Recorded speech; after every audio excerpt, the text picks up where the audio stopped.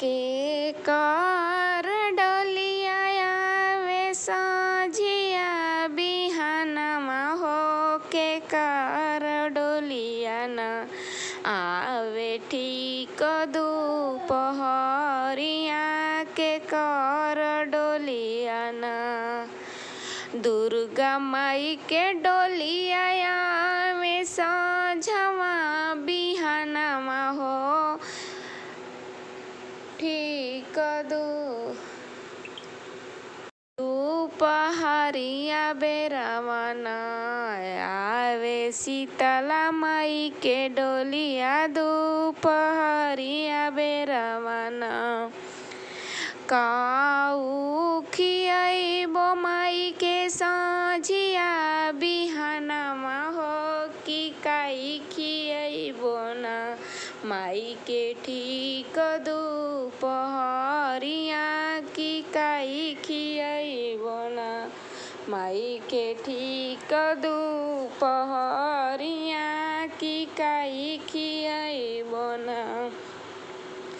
फूलवा चढ़ाइबो माई के सझिया बिहानमा हो कि दुपहरिया बेरवाना माई के खीरिया जौरिया दुपहरिया बेरवाना माई के खीरिया जौरिया दुपहरिया बेरवाना कहवा बैठइबो माई के सझिया बिहानमा हो कहाँ बैठइबो ना माई के ठीक दुपहरिया कहाँ बैठइबो ना चौके बैठइबो माई के सझिया बिहानमा हो झुलुआ झुलाइबो ना माई के ठीक दुपहरिया झुलुआ झुलाइबो ना माई के ठीक दुपहरिया झुलुआ झुलाइबो ना कहवा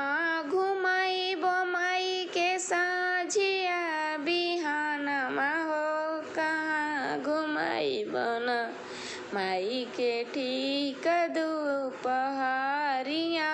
कहाँ घुमाइबो ना माई के ठीक दुपहरिया कहाँ घुमाइबो ना सझिया सुबेरवा घूमी है गौआ नगरिया दुपहरिया बेरवाना दुपहरिया बेरवाना घूमी है निमिया के तारामा दुपहरिया बेरवाना घूमी है निमिया के तारामा दुपहरिया बेरवाना के कर डोलिया आवे सझिया सुबेरामा हो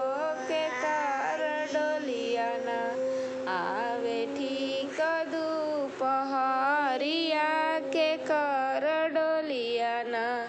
आवे ठीक दुपहरिया